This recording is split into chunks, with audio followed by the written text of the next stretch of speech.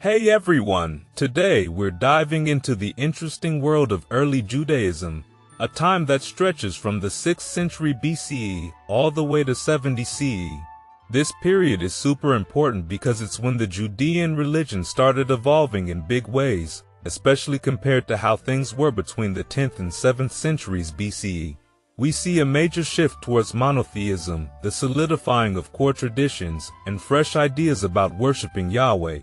So, let's talk about the cultural influences that were at play.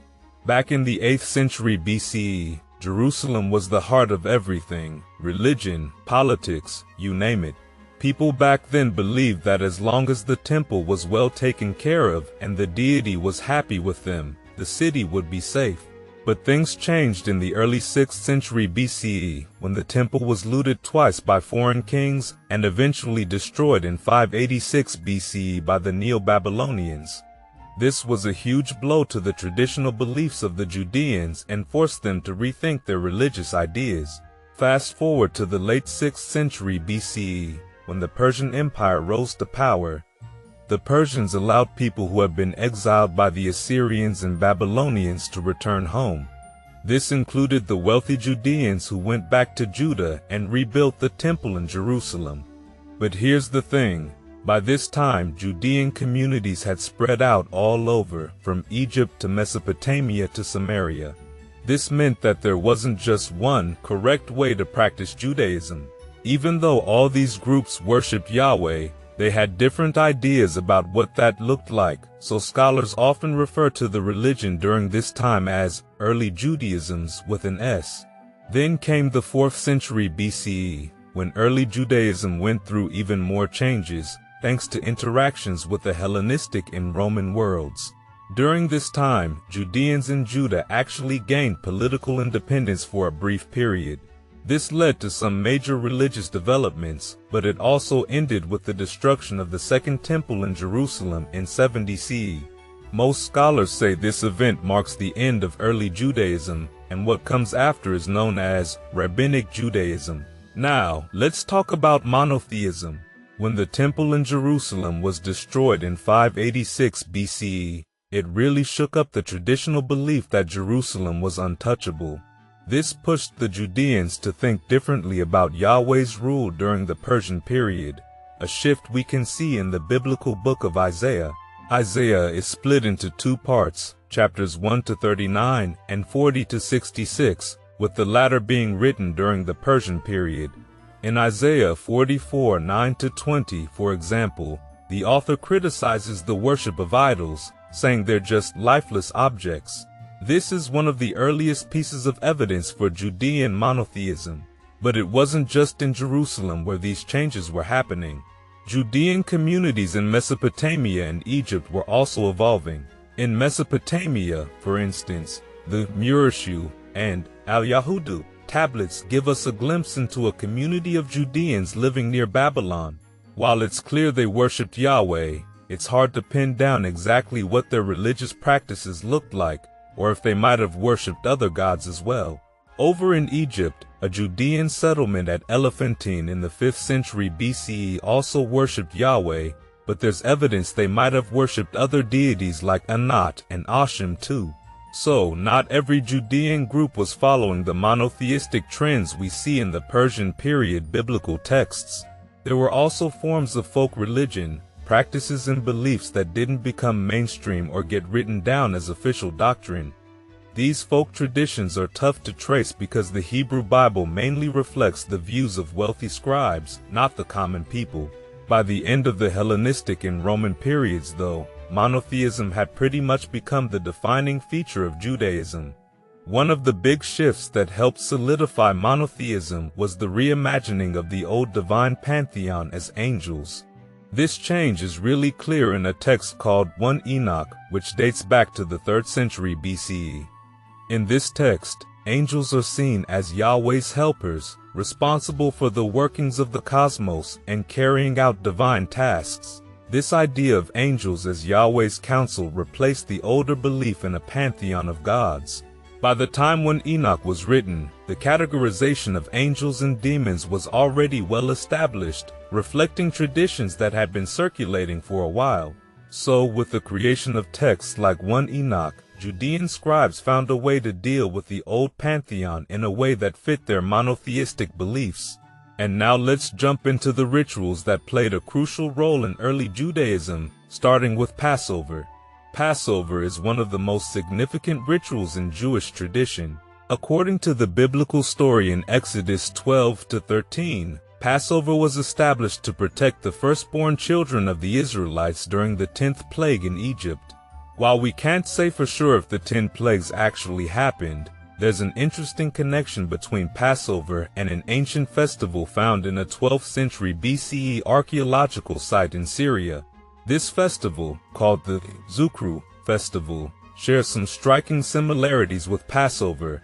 It also happened on the 14th day of the first month, lasted 7 days, involved smearing blood on doorposts, and included the sacrifice of firstborn animals. Because of these parallels, it's likely that the core ideas behind Passover have roots that go back before the 7th century BCE. However, the specific connection to the Exodus story we know today probably developed during the Persian period. What's fascinating is how Passover was practiced in different Judean communities. For instance, the Elephantine papyri, which date back to the 6th century BCE, mention a version of Passover that's a bit different from what's described in the Hebrew Bible. Unlike the Bible's version, the Elephantine text specifically forbid the use of fermented beverages during Passover. It's a small difference, but it shows that ideas about what was considered the proper way to celebrate Passover varied even among Judeans. Also, the Samaritans, who had their own version of the Pentateuch, observed Passover as early as the 4th century BCE. But, instead of performing the ritual in Jerusalem, they did it on Mount Gerizim, which they believed to be the holy mountain, as opposed to the Judeans who held Jerusalem sacred. Interestingly, there's also a fragment from a scroll found at Qumran, dating from around the 3rd century BCE to the 1st century, that mentions restricting young boys and females from participating in the Passover feast. This detail doesn't show up in any other traditions, highlighting the diversity in how Passover was observed across different communities. Next up, let's talk about the Sabbath. The Sabbath is the practice of resting from Friday evening until Saturday evening, marking the 7th day of the week. Its origins are somewhat unclear, but the Bible ties the significance of the Sabbath to the creation story in Genesis, where Yahweh rests on the 7th day after creating the world. This connection suggests that the idea of the Sabbath as a day of rest emerged between the 6th and 5th centuries BCE during the Persian period. Although earlier texts make some references to the Sabbath, it only became a major theme in religious literature during this time. For example, the books of 1 and 2 Chronicles, which reimagined the narratives found in 1 and 2 Kings, often mention the Sabbath in relation to temple practices, like making sacrifices and preparing bread for the Sabbath. By the time we get to the book of Nehemiah, written in the 5th century BCE, the rules around Sabbath observance had become more detailed. Things like buying or selling food, transporting goods, and even loading materials were considered violations of the Sabbath rest. Interestingly, there's no mention of the Sabbath in the text from Elephantine. While this absence doesn't necessarily mean that the people there didn't observe the Sabbath, it does raise some questions about how widespread the practice was in different Judean communities. The importance of the Sabbath really ramped up during the Hellenistic period, especially in the 2nd century BCE. During this time, the Seleucid ruler Antiochus tried to take control of Jerusalem and impose Hellenistic culture on the Judeans. He even went so far as to attack Jerusalem on the Sabbath, desecrate the temple by dedicating it to Zeus, and ban key aspects of Jewish religious identity like the Torah and circumcision. This heavy-handed approach caused a deep rift between the Hellenistic rulers and the Judeans, who responded by holding on to these religious practices even more strongly. In fact, it was this opposition to Antiochus IV that sparked a rebellion led by a Judean named Monotheism and his sons, which eventually led to the establishment of a Judean kingdom under the Hasmonean dynasty. This period marked a significant moment in the history of early Judaism. where rituals like the Sabbath and Passover became even more central to Jewish identity.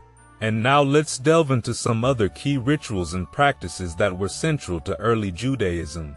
One of the most significant rituals was circumcision. This practice was deeply symbolic, representing the covenant between the Judeans and Yahweh, as mentioned in various parts of the Bible, like Genesis 17:10-14 and Exodus 4:24-26. Circumcision wasn't just a physical act, it was a powerful marker of identity and belonging within the community, signifying a person's commitment to the covenantal relationship with Yahweh. Alongside circumcision, several important festivals became integral to the Jewish faith. These included Yom Kippur, the New Moon festivals, the Feast of Weeks, the Feast of Tabernacles, and the Feast of Unleavened Bread. Each of these festivals developed its own unique theological meaning and practice, but they all had roots in the ancient agricultural calendar. They were closely tied to the cycles of planting and harvest, reflecting the agrarian lifestyle of the people. In the 2nd century BCE, Hanukkah emerged as a significant festival. It commemorated the rededication of the Jerusalem temple after its desecration by Antiochus IV. This event, deeply tied to the struggle for religious freedom and identity, became a crucial moment in Jewish history, remembered annually through the celebration of Hanukkah. Another important practice that gained prominence in the 2nd century BCE was the use of the mikveh. The mikveh was a special pool of water used for ritual immersion, essential for maintaining ritual purity. The fact that over 850 mikvehs have been discovered in various settings, from burial sites to homes and synagogues, speaks to how widespread and vital this practice had become. Ritual bathing in the mikveh was a way for individuals to prepare themselves spiritually, ensuring they were pure before participating in religious activities. As prayer became more central to Jewish worship during the Hellenistic period, the need for dedicated spaces for communal prayer led to the development of synagogues. The first archaeological evidence of synagogues comes from the 3rd century BCE in Egypt. An inscription on a plaque from this period mentions the dedication of a prozush, which is the Greek term for a place of prayer. This development of prayer houses was a natural evolution as the Jewish community placed increasing importance on prayer and communal worship. Now, let's shift our focus to the Hebrew Bible, also known as the Tanakh or Old Testament. This collection of texts wasn't originally a single book but developed over time, gradually compiled between the 8th and 2nd centuries BCE. These texts didn't start out as universally recognized Holy Scripture. Instead, their role as divinely inspired, authoritative religious texts evolved over several centuries, particularly between the 6th century BCE and the 1st century CE. For instance, the books of Kings, typically dated between the 8th and 6th centuries BCE, narrate the history of ancient Israel and Judah from the reign of David up to the destruction of the temple in Jerusalem in the 6th century BCE. On the other hand, the books of Chronicles, which were written later during the Persian period, retell much of the same history but with some key differences. Chronicles often adds to or omits details found in Kings, reflecting how the understanding and significance of these events were evolving within the Judean community. Take, for example, the story of King Manasseh. In 2 Kings 21, 1-16, Manasseh is portrayed as an evil king who led Judah into sin, practicing divination and promoting the worship of other deities. His actions were so detestable that Yahweh vowed to bring destruction upon Israel because of him. However, in 2 Chronicles 33, 10-17, the narrative shifts. Here, Manasseh repents, removes the idols, strengthens Judah's cities, and offers sacrifices to Yahweh. This version of the story rehabilitates Manasseh's image, emphasizing the possibility of redemption and reaffirming the legitimacy of the Davidic dynasty, which was central to Jewish identity. This difference between Kings and Chronicles also highlights the growing importance of Yahweh's law during the Persian period. While Kings mentions laws and ordinances, Chronicles specifically ties these to the law given through Moses, indicating a shift toward viewing the Mosaic law as central to religious practice.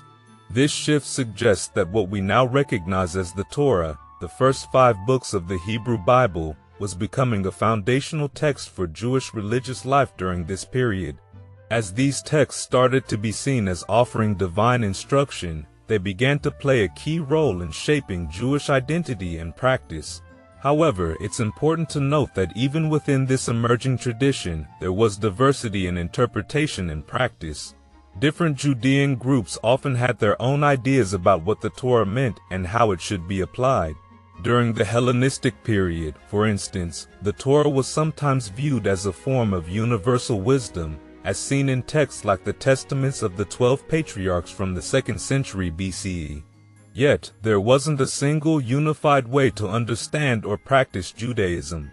As Lester Grapp points out, different Jewish groups had varied interpretations of the Torah, different ideas about what should be included in their religious canon, and different views on the relative importance of these traditions. In this way, early Judaism wasn't a monolithic tradition but a tapestry of diverse practices and beliefs, all woven together by shared texts and rituals. Understanding this diversity is crucial for appreciating how Jewish identity and religious practice evolved over time.